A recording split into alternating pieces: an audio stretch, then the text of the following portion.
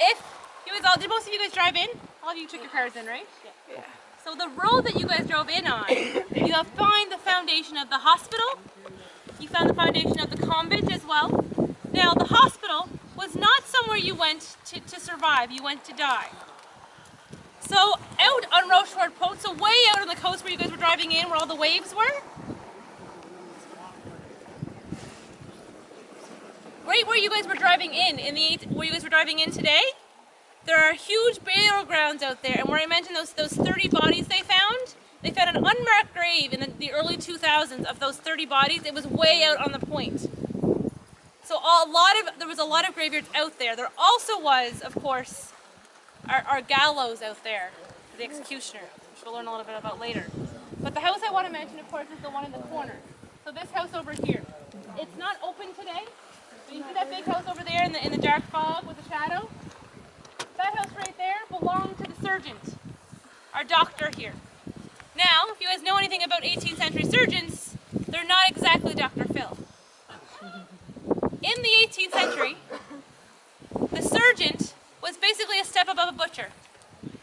If anything was wrong with your leg, it was broken, most likely they cut it off. But the problem with the house is that they went to build this house, the 3 different times they went to build it, they had undisturbed bodies underneath that they had to relocate because they wanted to build the house. So there was an unmarked burial ground even there. So the house is not open today, but you can imagine for a surgeon to find bodies underneath, it's kind of ironic. Now, this house right here, there's not really a ghost story connected to it, but what happened with him is that he was the richest man in town. So, probably next to the governor. No wine bottle for him, but he used to walk around he had a gift from the king. It was a horse. He used to gallop around on a horse. The problem is that he wasn't a very honest man. He was sentenced, he was found guilty of theft in Quebec and sentenced to be exiled from the entire French Empire.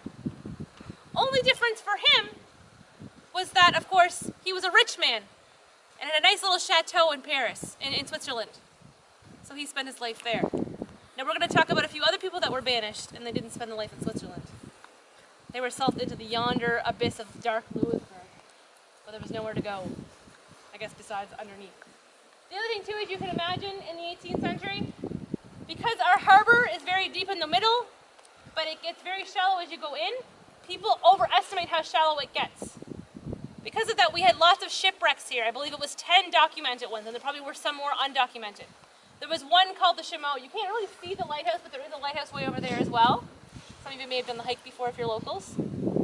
Now, the Chameau, what happened was it underestimated where it was going by 300 feet. So what happened is that it sunk. There were 316 people that died aboard that ship. And they lost the king's gold for that year as well. It was in 1725. There were 180 bodies, I believe, that made it to shore, and 136 that remained in the water. There were a few more other shipwrecks. This is the most notable, though, because in the 1970s, the treasure was actually recovered by a local gentleman. So they did find the treasure there. So the ship is underneath the harbor. So one of the reasons why you can't just go diving off the wall into the water, well, it's too shallow. And also, of course, because we have undisturbed shipwrecks underneath. So I think there are probably 2 or 3 that are undisturbed underneath. They have done some archaeology underneath and researched them. If you guys ever want to be a cool job, or an underwater archaeologist is pretty cool. So there are definitely some stories there, and there probably were some sightings of ghosts there as well, for sure. Also, of course, this whole area, like I said, this belonged to the brothers. This is where the church was supposed to be. The money never arrived. But of course, again, because it is a religious territory, it is a little bit on the Erie side as well. And the only thing that's interesting about this place is that we had a cross that was stolen by some English, and it reappeared later on. Keep going. I'm not really sure what those large vehicles are over there.